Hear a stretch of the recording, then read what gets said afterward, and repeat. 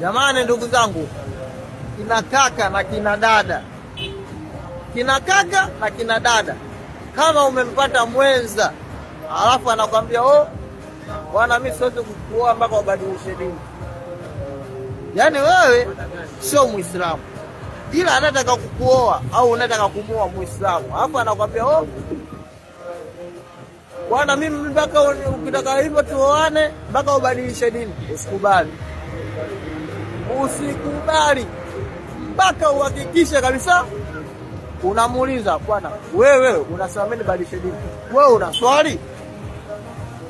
Kama swali, usikubali kubadilisha dini. Huyo kafiri mwenzio, wewe baki naye tu fresh, ishi naye hivyo, ishini mnavyoweza, sababu kwenye Uislamu hakuna mtu asio swali.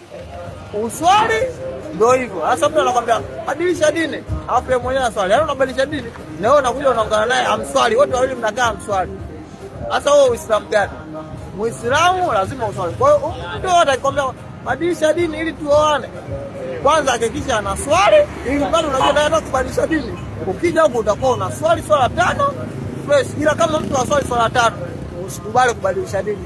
Huyo kafiri mwenzako endelea kukaa naye hivyo hivyo, usikubali kabisa kubadilisha dini.